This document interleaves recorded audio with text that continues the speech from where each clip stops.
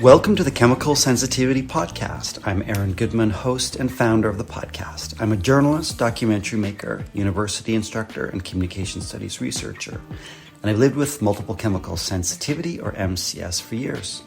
MCS is also known as environmental illness, chemical intolerance, and toxicant-induced loss of tolerance, or TILT. And it affects millions around the world. And as you know, many people with the condition are dismissed by healthcare workers, employers, friends, and even family. Countless people with MCS struggle to find healthy housing and get accommodation at work and school. And we suffer in all kinds of ways. The purpose of the Chemical Sensitivity Podcast is to help raise awareness about MCS and what it's like for people who live with it. We featured interviews with some of the world's leading experts and researchers on MCS and lots of people with the condition, and we're just getting started. This is episode 31, and the title is Podcasting, MCS and Community-Building. It's a different kind of episode in that we've decided to answer some of your questions and provide some information about me, about who I am, some of my experiences with MCS, and why I started the podcast. I'm not planning to talk about myself in great depth again or on an ongoing basis, so this is kind of a one-time episode. And the idea is just to give you, the listener, a bit of a sense of who's behind the podcast. So you'll hear me speaking with Rainey Novak, who helps produce the podcast and kindly took time to speak with me. I hope you enjoy the conversation and find it of benefit. If you like the podcast, you can support the project and help us continue making it available and creating greater awareness about MCS. Find links on the website, chemicalsensitivitypodcast.org, and the show notes. And many of you are already generously supporting the podcast, and I really appreciate it. Thank you very much. We release new episodes twice a month. Subscribe wherever you get your podcasts. Find the podcast on YouTube. Just go to YouTube and search for the Chemical Sensitivity Podcast. Click subscribe. Find us on social media. Just search for the Chemical Sensitivity Podcast or Podcasting MCS. Please leave your comments about anything you hear and please share the podcast with others. If you'd like to read transcripts of the podcast, go to the podcast website, chemicalsensitivitypodcast.org. Click on any episode you want and then click on transcripts. Or on YouTube, you can read captions in any language, as I said. So leave a review on Apple Podcasts. It's a great way to help others learn about the podcast. And if there's someone you'd like to hear interviewed on the podcast or a topic you'd like us to explore, just let me know. Email info@chemicalsensitivitypodcast.org. And thank you for listening. Well, thanks, Rainey, for doing this with me. Oh, thank you, Aaron, for taking the time to talk about yourself on the podcast. For sure. It's not something that I ever planned to do. I never really wanted to center myself, and I'm not going to center myself in this podcast, but, we're doing this because some listeners have shared that it might be helpful to know a little bit about me. And, obviously I have MCS, but it's an opportunity just to share a bit more information with folks to know who's behind the podcast. I want to ask you, how long have you had MCS? Yeah, so I think I've had MCS basically my whole life. I mean, going back as far as I can remember. I have 2 young children and I've been married for some time. And so I'm not young anymore, but I've had MCS probably since, I don't know if since I was born, but it's possible, but definitely in my childhood. And how do I know? Well, I know like a lot of people, I just felt unwell a lot of the time, and I never knew why. Did I know that I was being triggered by household chemicals? No, because as a young person, nobody puts that together, and even adults don't necessarily put that together, because did people even know about multiple chemical sensitivity back then? I grew up in the 70s and 80s, so no, I didn't know. But my parents were smoking in the house and, using chemical cleaning products that I'm sure were not making me feel good. And I think the food that we were eating, although they made an effort to provide and cook healthy meals, it certainly wasn't an organic diet. Right. So I'm sure there were things in the food that were making me feel unwell. And I think if, maybe we can talk about those, if there were tilt events, right? So when we talk Right. about tilt, it's a term that was defined by Dr. Claudia Miller and colleagues, which really reflects either a gradual or exposure over multiple times to low dose chemicals or a single exposure to high dose. I think I had exposures to a lot of smaller doses in the form of, like a lot of people, and I'm not special in any way. So I just want to emphasize that as much as possible. My case is not special or unique. Everyone's case is different. But so in my case, I had a lot of ear infections as a child. And I just remember my parents dragging me to the doctor's office again and again and again. And as was probably the practice at that time in North America, the doctor gave bottles of antibiotics.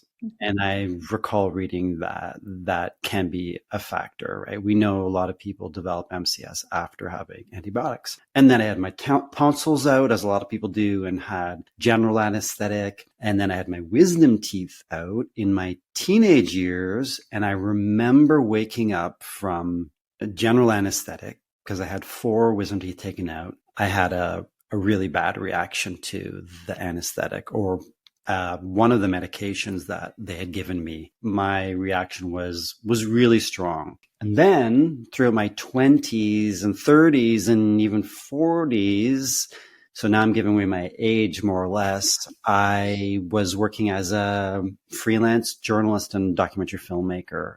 And so I worked a lot in Asia and basically across South Asia. And from the time I was basically 17, I was getting a lot of vaccines. And I know there's a lot of debate, and I'm not talking about vaccines in order to, open a can of worms or, debate about whether vaccines cause injury or not. That's not my intention. It's just to say that the accumulation of medication that I received, in my mind, probably contributed to what is now a really severe form of chemical sensitivity, where I'm hypersensitive. Oh, and before I forget, and I don't want this to be like an exhaustive autobiography, but when I was living in Thailand about 15 years ago, as is the practice, where I was living in Bangkok in a condominium building, there was repeated pesticide spray, basically every 2 weeks inside my unit and throughout the building. So termites cause a lot of problems for buildings in that part of the world. And so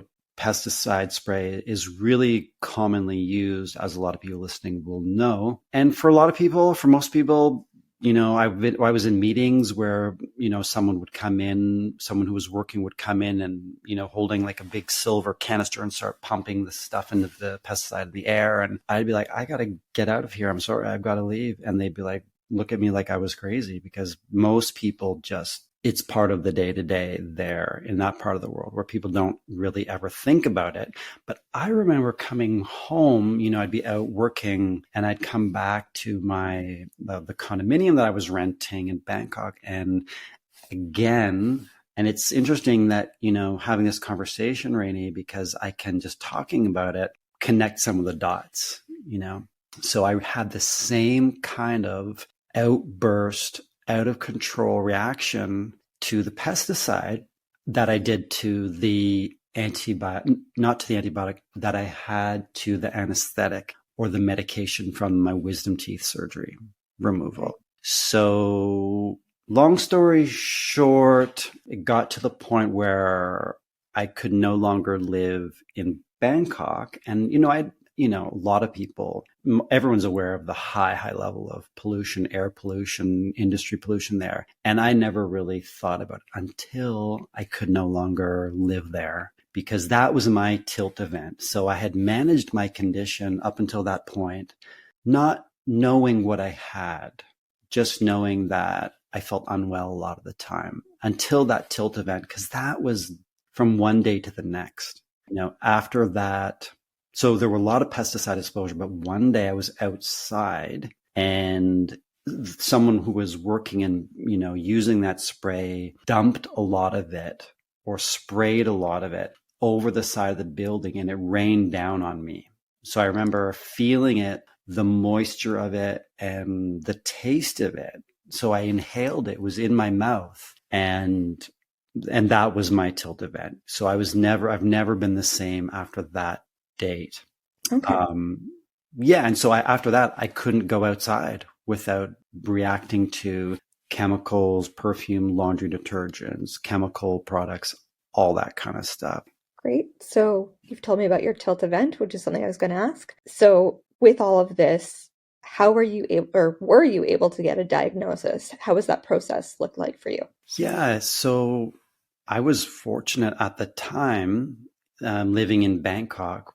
I was teaching at a university, teaching journalism and working as a freelance journalist and making films. And when I had my tilt event, I was fortunate that I was able to go to a clinic where there was a doctor who was a functional medicine doctor, Dr. Torsak.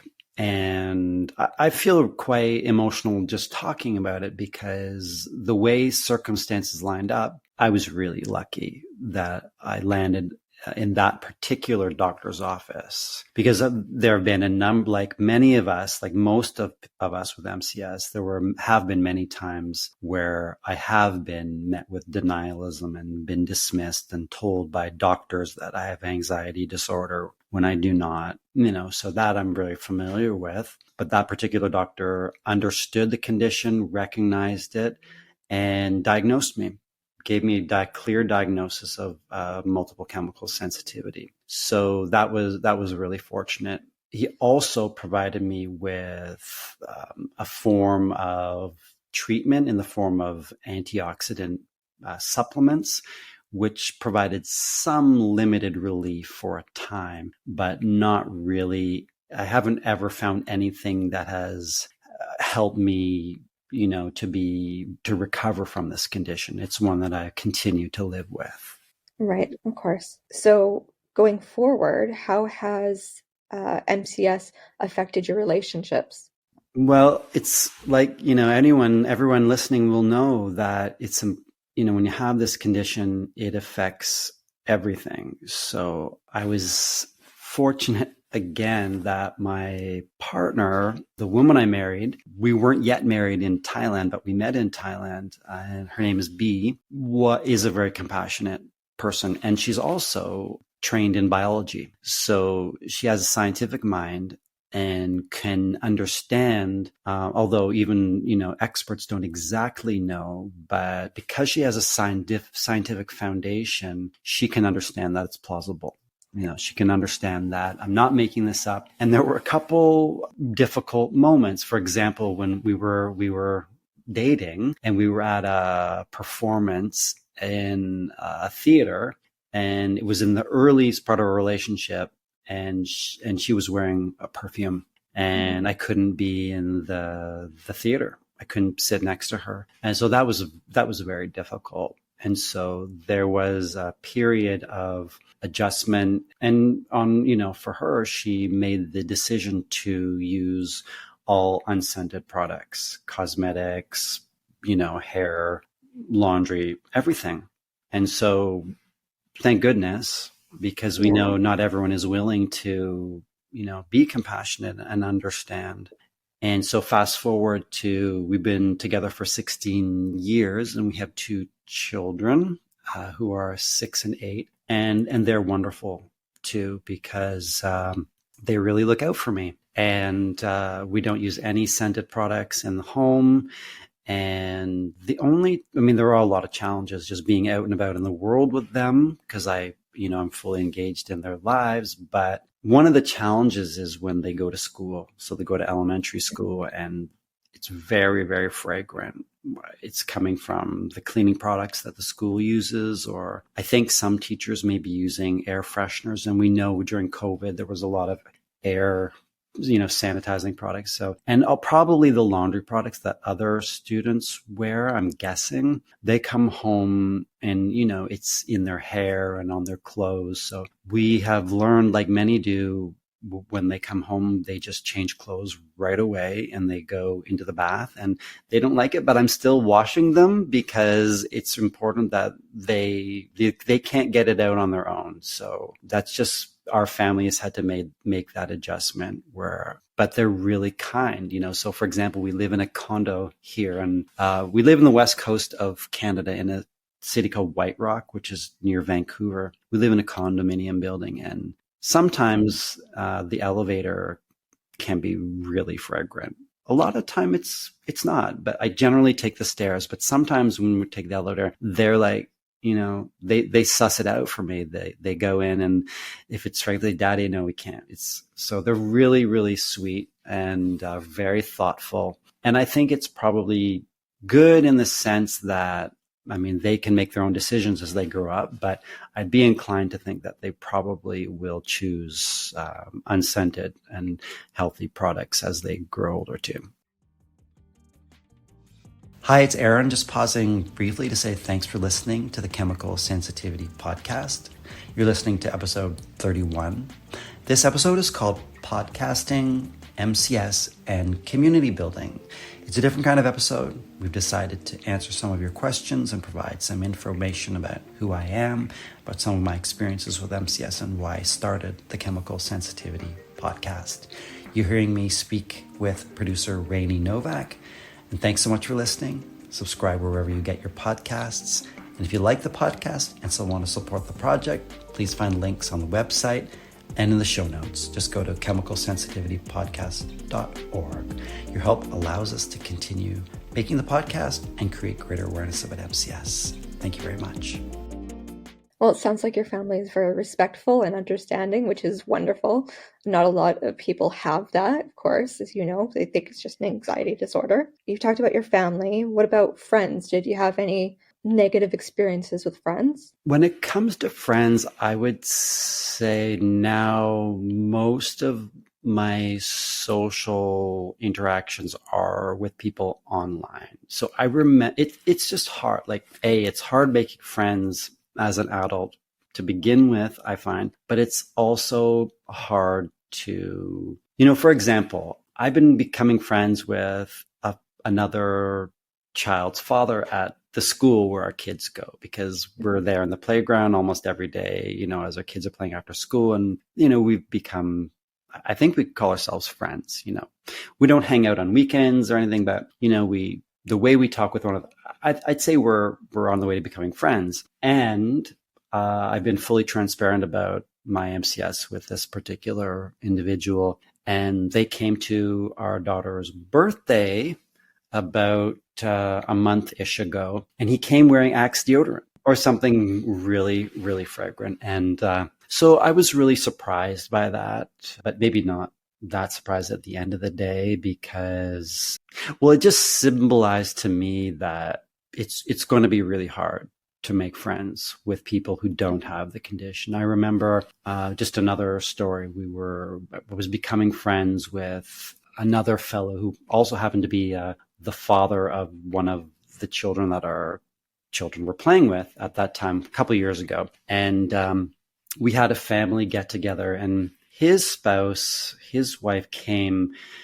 wearing a really, really strong fragrance. It's one of those cases where you could probably smell it down the block. And I said, not at the time, but after, I said, would be great to get together again, but would you be willing to ask your partner to refrain from using?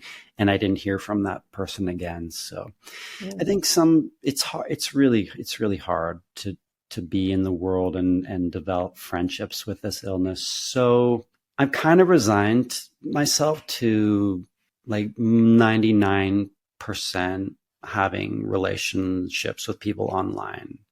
And it's really wonderful, through this podcast, I've met a lot of people, and like a lot of people, I'm on, social media sites, Facebook, etc. And we don't have to explain it to anyone.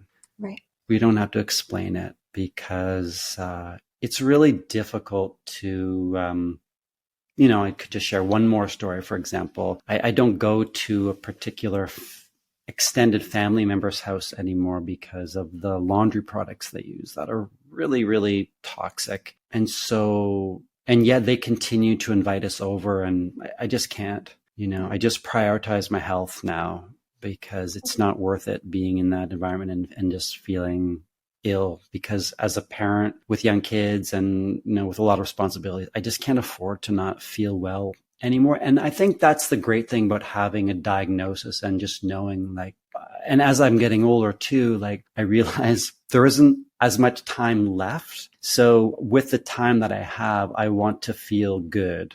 I don't want to be in environments where my health is compromised, because if I look back on my life, a lot of time it wasn't great, and so I just want to really feel good. Well, it sounds like you found a good kinship with people online and that understand you and understand what you're going through, which is great. How has having MCS affected your work life? Right. So, I've been working as an educator, as a, university instructor for, full time for over a decade. And it didn't really dawn on me to ask for accommodation up until a couple of years ago, even though I had a diagnosis, but got to the point, I think, with the potency of the laundry products and, the fragrance products that are there in the classroom, that it just became impossible. And I think my illness progressed too. So I just couldn't be there anymore. So I put in a request for accommodation, and fortunately it was granted. So I'm able to teach all online, and I do communication studies research all online as well. And, so that's been great. Is it forever? It may not be. It's one of those things that needs to be renewed. I'm fortunate that I have a doctor who doesn't argue with me about the condition. My doctor has signed the accommodation request letters. My doctor is leaving her practice, so we'll see what the future looks like. But for now, I'm considering myself very fortunate. If I had to go back into the classroom, like a lot of people who are, work in education, it would be really tough. But I thought about what I would do. So I could probably wearing a respirator, like a half mask respirator, is difficult because no one can see your mouth, your face, and it's hard to be heard. Could I wear a full face respirator? Possibly. We're talking I'm going to be talking with a couple of people on the podcast who happen to be educators who do wear them, or did it for a time, but then left teaching. So it's possible, but ideally I'll be able to continue to teach online. And I think the pandemic showed us that online work and online teaching is not a bad thing. It's a really great thing, so I really hope I can continue to do it. And the podcast is done all online too. So that's really, really great too. So you mentioned masks. Do you typically wear a mask when you're out? Yeah. So like a lot of people, I've tried a number of masks over the years. I've used like a charcoal insert in a cotton fabric mask. I won't say the name of the company, but it no longer provides adequate protection for me because my illness has progressed. So what I do wear now, I was looking behind me to see if I have it, but I will say the name of this one. I use a 3M half respirator with a 60926 filter, which is the clunky gray and pink filters. And I don't leave the house without it anymore. What I do is rather than wearing it all the time, I hold it in my hand and I took the straps off it. So I just cup it over my mouth, literally with every breath I take when I'm outside. We have a dog, and I take it every time I walk the dog, because I can encounter dryer sheets in the neighborhood where we live, or, exhaust from cars that sometimes throws me off, or fragrances. So that's been really a learning curve for me, and really just giving myself permission to do that. Do I get a lot of stares? Yeah, like a lot of people. So during the pandemic, the whole mask thing, as we know, got really politicized. But I was walking my children to school one day, and a young child, I'd say about 6, came out of their house and started yelling at me, "My parents want to know why you're wearing that mask." And it was really disheartening, because Well, at the time, I was wearing the 3M half race covered with a scarf. So it looked really big. And so now I don't do that because it just makes it more, it makes it show even more. It makes it look even more awkward. So yeah, so I get away with cupping it. I'm going to be taking an international flight with my family in the summer. I'm probably going to have to wear it the whole time. And am I looking forward to that in airports and on flights? No, not at all. Not at all. And the whole travel thing, by the way, is really, really, really challenging. Maybe we can talk about that. It's, as we know, it's really complicated. But on the note of masks, as someone recently wrote on one of the Facebook groups, it's basically allows me to be in the world again, and it's allowed me to regain a lot of my life. So I'm really grateful that I have it. We're going to have an episode with people who wear masks, big mask respirators to talk, and full face masks to talk about the inner strength and the guts it takes to do that day in, day out. Because, as one of the guests said to me as we prepared to have the conversation is, I'm now that person, and nobody wants to be that person. But you know what, Rainey, I have learned through this illness and having to use a mask all the time that, we're othered. We're made to feel like we're freaks. There's something wrong with us. We're stared at. I wear it in the schoolyard every day to drop off and pick up my kids. And there was 800 children and adults and teachers, and I'm the only one. And you know what? That really sucks. It really sucks. My kids don't care now. They don't care, but I get a lot of stares, and there are a lot of parents of children in my children's class who will not talk to me because of it. And I take my kids to their judo class, and a lot of people don't talk to me because I'm cupping a mask to my mouth. And maybe they think I'm, have a mental illness and I'm paranoid about COVID. But we know that people in wheelchairs or who have other disabilities, this is what they experience, multiplied all the time. So that's what I learned, that as someone who feels othered every time I leave the house, it's really not easy. It doesn't really get easier, but I just push through it. Right. Well, you touched on the topic of traveling, since you are going to be taking quite the flight in the summertime. What sort of difficulties do you foresee with traveling? Yeah, well, traveling is super difficult because hotels are out of the question. I basically stopped. I used to travel a lot with my work, and then I basically stopped it. And I've been like a real homebody for a number of years, but, we want to take a family trip. And I'm also doing some work in there as well, related to my teaching and research. So it involves trying to find accommodation, get this, where what's likely going to happen is I'm going to sleep in a tent, our own tent, which is a chemical-free tent, in the yard of the Airbnb owners. And I'm going to probably wear my respirator in the house, when I'm making meals or with my family or even having a shower, But that's just what it takes to do this, because that's just what we have to do.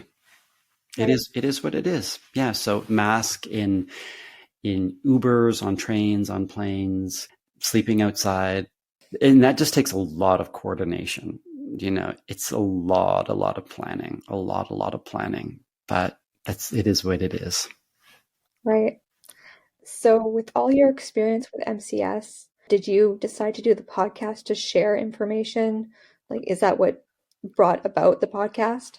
Yeah, I think it really is. I mean, a lot of people, because I've lived with MCS for quite some time, a lot of us can remember when, let's say back in the 90s, there were a couple websites and there just wasn't a lot of information. We had to do a lot of searching, a lot of digging to find out what this is and what to do about it, how to adapt.